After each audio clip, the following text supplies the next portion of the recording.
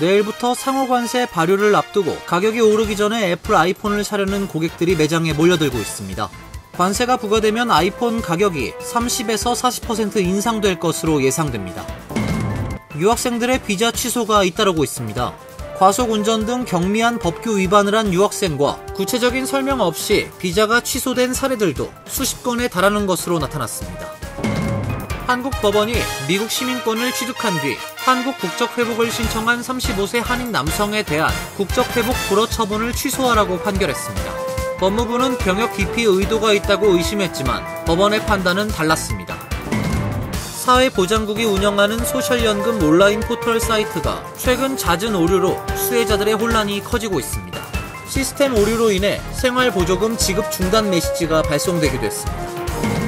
80대 한인 부부가 같은 집에서 동시에 사망한 채 발견돼 사법당국이 사망 원인과 정황에 대한 조사에 나섰습니다. 이상은 오늘의 주요 뉴스입니다. 시청자 여러분 안녕하십니까? KBN 뉴스입니다.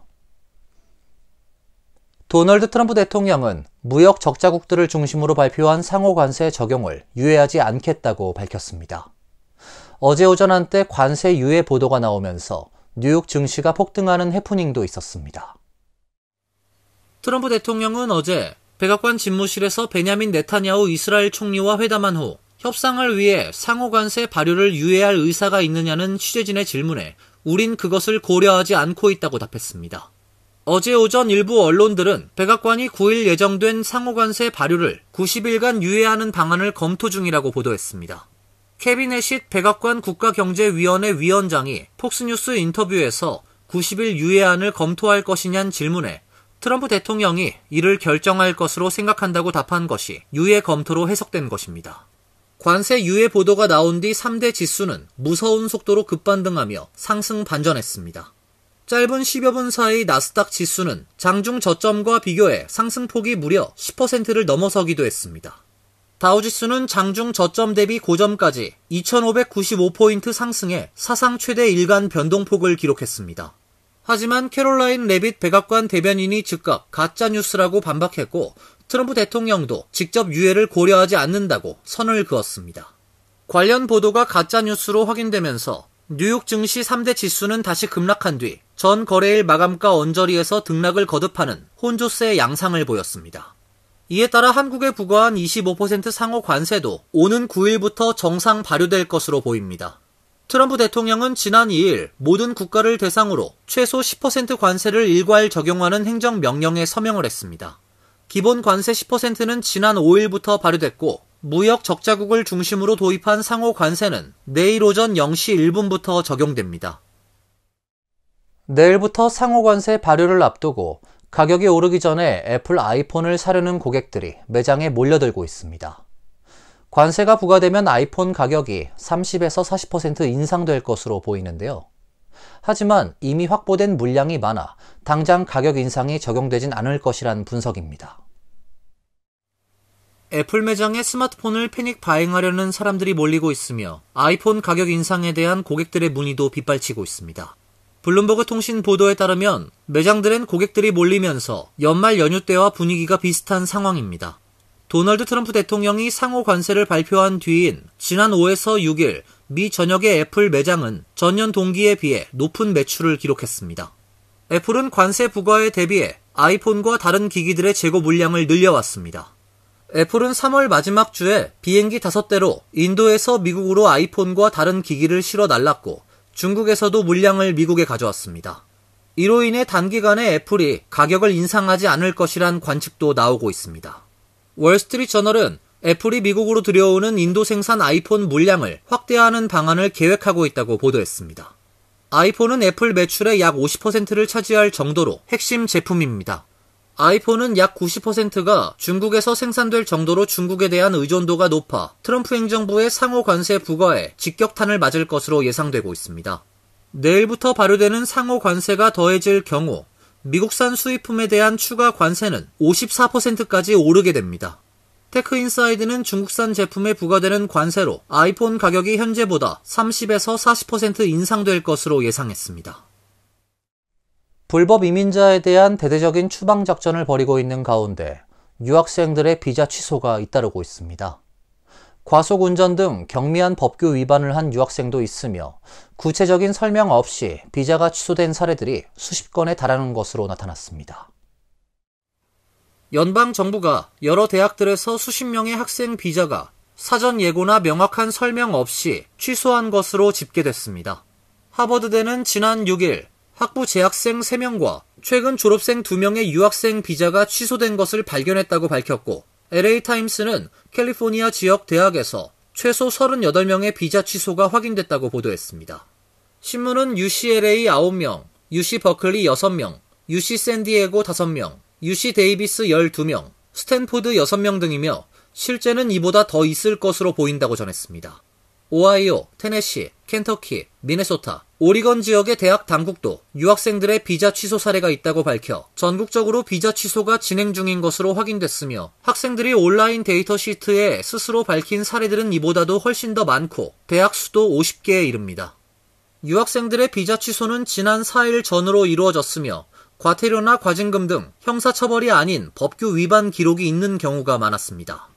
말다툼물에 입건됐다가 무혐의 처분을 받고 판사가 체포 기록과 생체 정보를 삭제하라고 명령을 했는데도 비자가 취소됐고, 운전면허증이 만료된 상태에서 접촉사고를 낸 사례 등도 있는 것으로 알려지고 있습니다. AP통신은 트럼프 행정부가 유학생 대상 단속을 강화한 것으로 보인다며 학생 비자 취소와 동시에 유학생 등록 시스템에서도 삭제시켜 미국 합법 체류 자격을 즉각 박탈하는 이례적 상황이 발생하고 있다고 전했습니다. 연방대법원이 이민자들을 추방하는데 적성국 국민법 적용을 할 수 있는 길을 터줬습니다. 추방 전에 법적 공판을 거쳐야 한다는 조건을 달긴 했지만 전시법에 의거한 추방 조치 자체에 긴급 제동을 걸었던 하급심 판결을 대법이 절차적 문제를 들어 사실상 뒤집은 셈입니다.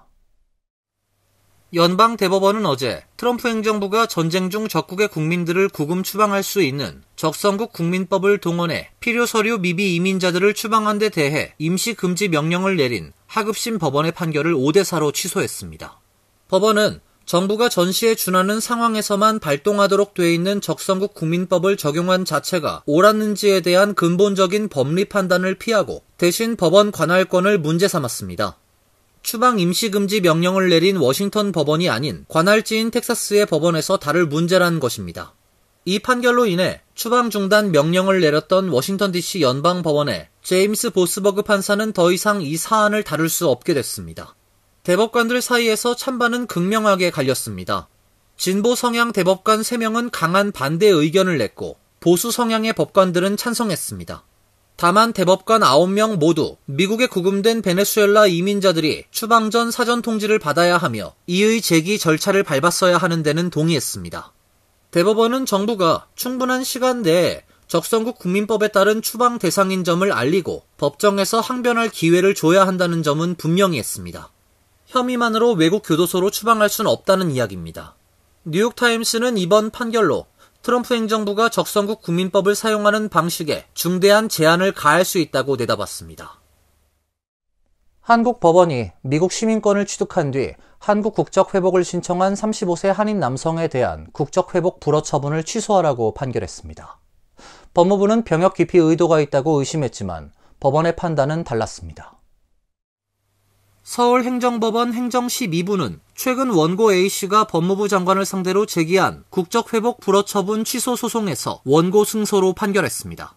1986년생인 A씨는 만 16세부터 미국에서 학교를 다니다 만 35세이던 2022년 7월 미국 시민권을 취득했고, 국적법 제15조 1항에 따라 대한민국 국적을 상실했습니다. A씨는 같은 해 12월 법무부에 미국에 입국할 때마다 2차 심사를 받는 문제를 해결하기 위해 시민권을 취득했고, 미국 여권을 발급받자마자 국적회복 신청을 하게 됐다는 내용의 국적회복 허가 신청서를 작성해 제출했습니다. 그러나 법무부는 2023년 10월 A씨에게 요건 미비와 병역 기피를 이유로 국적회복 불허를 통지했습니다. A씨는 중앙행정심판위원회에 이 사건 처분의 취소를 구하는 심판을 청구했으나 기각됐고 결국 행정소송을 제기했습니다. 법원은 A씨가 대한민국의 병역을 기피할 목적이 있었다고 의심할 만한 사정이 있다고 보긴 어렵다며 그의 손을 들어줬습니다. 법원은 원고가 여권을 발행받자마자 피고에게 국적회복 허가를 신청하고 전문 연구 요원으로 편입하여 병역을 이행할 의사를 적극적으로 밝히기도 했다며 2차 입국 심사를 받는 불편함을 해결하기 위해 시민권을 획득했을 뿐 병역 기피 의도는 없는 것으로 보인다고 판결했습니다. 법무부는 1심 판결에 불복해 항소했습니다. 사회보장국이 운영하는 소셜연금 온라인 포털 사이트에서 최근 잦은 접속 오류, 잘못된 알림 메시지 등의 문제가 발생해 수혜자들의 혼란이 커지고 있습니다. 시스템 오류로 인해 생활보조금 지급 중단 메시지가 발송되기도 했습니다. 이들 문제는 특히 저소득층 및 장애인, 노년층 등에 지급되는 생활보조금 관련이 많은 것으로 전해졌으며 일부 수혜자들은 계정에 접속했을 때 보조금을 받지 않고 있다는 메시지를 받은 것으로 알려지고 있습니다.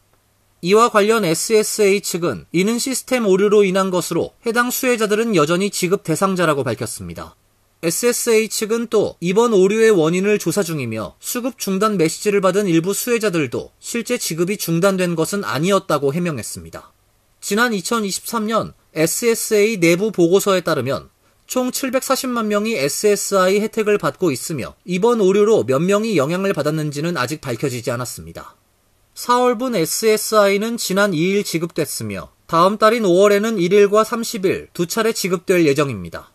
반면 소셜연금 수혜자들은 생일 날짜에 따라 9일과 16일, 23일 세 차례로 나뉘어 지급됩니다.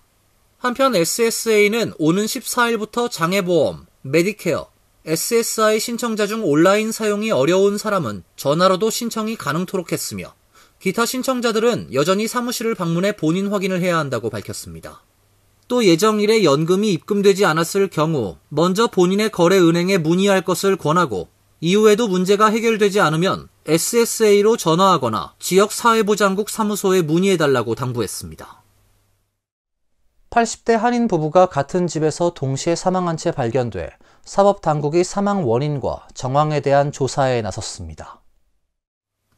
어제 LA 카운티 셰리프국과 검시국에 따르면 지난 2일 오전 LA 카운티 북부 센타클라리타 지역 스티븐슨 렌치 커뮤니티의 한 주택에서 85세의 한인 남성 김모 씨와 역시 85세의 한인 여성 김모 씨가 모두 숨진 채 발견됐습니다. 검시국은 두 사람에 대한 공식적인 사망 선고가 이날 오전 9시 8분께 이루어졌다고 밝혔습니다.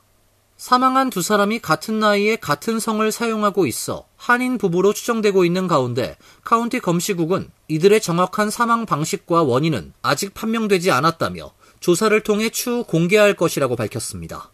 LA 카운티 셰리프국도 현재 조사를 진행하고 있으며 검시국으로부터 사인 판명을 기다리고 있다고 밝혔습니다. 뉴욕 주의회가 도로를 주행 중인 차량에 대한 경찰들의 정차 명령 제한을 추진하고 있습니다. 이민자가 운전하는 차량 수색을 위해선 모국어로 된 동의서를 받도록 하고 있으며 약물 탐지견을 동원한 차량 수색도 금지하고 있습니다. 브래드 호일만 시갈 뉴욕주 상원의원이 발의한 차량 정지 및 수색 제한 법안은 경찰의 정차 명령을 제한하고 차량을 수색하고자 할 때는 운전자가 이민자인 경우 반드시 운전자의 모국어로 된 수색 동의서에 서명을 받아야 한다는 내용이 골자입니다. 동의 없는 수색으로 확보한 증거물은 법적 증거로 사용할 수 없다는 내용도 포함됐습니다. 단순 교통법규 위반 등을 이유로 경찰이 정차 명령 및 수색을 할 수 없도록 한 법안으로 법제화될 경우 경찰은 깨진 헤드라이트나 미등, 심한 유리창 틴트, 차량 등록증 및 인스펙션 기한 만료, 마리화나 냄새 등을 이유로 정차 명령 및 수색을 할 수 없게 됩니다. 특히 약물 탐지견을 동원한 차량 수색도 금지됩니다. 법안 추진과 관련해 나소 카운티 검찰과 경찰은 강한 반대 입장을 표명했습니다. 나소 카운티 검사장은 지난 4일 터무니없는 법안이라며 경찰의 일상적인 교통 단속이 중단된다면 심각한 범죄를 저지른 용의자를 검거할 수 있는 기회를 잃게 된다고 강조했습니다. 법안을 지지하는 시민단체들은 인종적 평등을 증진하고 불필요한 경찰 접촉을 방지하기 위한 최소한의 조치라고 환영했습니다. 이어서 간추린 소식입니다. 트럼프 행정부가 아프가니스탄, 시리아, 예멘 등 11개 빈곤국에서 수백만 명의 생명을 구하는 데 도움이 되는 UN 세계식량 계획 긴급 프로그램에 대한 자금 지원을 중단했습니다. 유엔 세계식량 계획은 어제 미국의 지원 중단 철회를 호소하면서 이는 극심한 굶주림과 기아에 직면한 수백만 명에게 사형 선고를 내리는 것과 같다고 말했습니다. 마코 루비오 국무장관과 다른 행정부 관리들은 미국의 해외 원조 대폭 삭감에도 불구 긴급 식량 프로그램과 기타 생사에 대한 지원은 아끼지 않겠다고 말했었지만 국무부는 이 같은 계획에 대해 즉각 논평하지 않았습니다. 자금 지원 중단은 일론 머스크의 정부 효율부 최고 관리 제러미 루인의 지시에 따라 미국 정부의 편의를 위해 마련됐습니다. 국무부는 바하마에 여행주의보 2단계를 발령하고 미국인 여행객들에게 바하마 방문 시 더 많은 주의를 기울일 것을 권고했습니다. 국무부는 바하마 어디서든 무장강도, 절도, 성폭행과 같은 폭력 범죄가 발생할 수 있다고 경고했습니다. 또 보트 사업 운영자들이 위험한 날씨에도 관광객을 대상으로 보트를 운영하고 있으며 정부의 규제가 약해 장비 불량으로 인한 사고와 부상이 만연하다고 덧붙였습니다. 아울러 국무부는 상어의 공격으로 인해 심각한 부상과 사망이 발생하고 있다고 밝혔습니다. 최근 바하마 섬에서는 백사장 해변 성폭행 사건, 갱단 살인 사건, 휴가용 주택 강도 사건 등 강력 범죄들이 연이어 발생하고 있으며 올해 2월엔 2명의 미국 여성이 비미니만에서 수영하던 중 상어에게 공격을 당해 병원으로 이송되기도 했습니다. 서경덕 성신여대 교수는 광복 80주년을 맞아 배우 송혜교와 함께 미국 자치령 북마리아나 제도의 사이판 및 티니안 섬의 한국 역사 안내서를 기증한다고 밝혔습니다. 서 교수는 SNS를 통해 지난 주말 사이판과 티니안을 다녀왔다며 이곳엔 제2차 세계대전 기간 희생당한 한국인을 기리는 추모비가 있으며 민간인들이 앞장서서 만든 곳이라고 강조했습니다. 서 교수는 또 일본 군사기지가 있었던 티니안에서 일본군에게 학살당하거나 희생된 한국인 징용자가 5천여 명에 달한다고 말했습니다.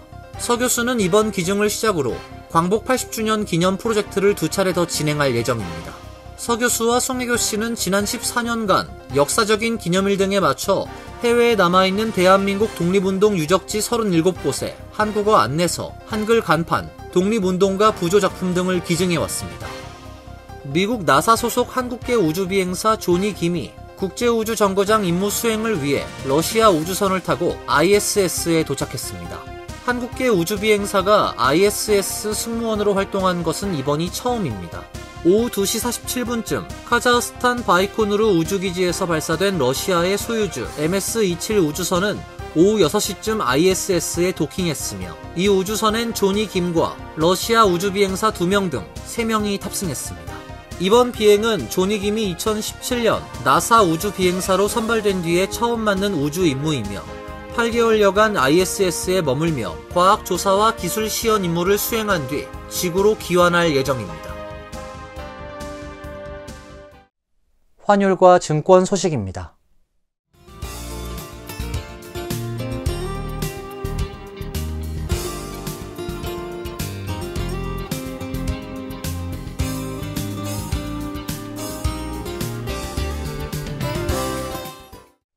이어서 날씨입니다. 내일은 대체로 맑은 날씨가 예상됩니다. 낮 최고 기온 49도, 섭씨 10도, 밤 최저 기온은 40도, 섭씨 5도로 예상됩니다. 목요일은 구름이 많은 흐린 날씨가 예상됩니다. 금요일과 토요일은 비가 예보돼 있습니다. 이상으로 KBN 뉴스를 마칩니다. KBN과 함께 즐거운 시간 되시길 바랍니다. 동부 최대 한인방송 KBN이 제작하는 KBN 뉴스는 웹사이트 mykbn.com 그리고 유튜브와 페이스북에서 다시 보실 수 있습니다. 좋아요, 구독, 알림 설정은 뉴스 제작에 큰 도움이 됩니다.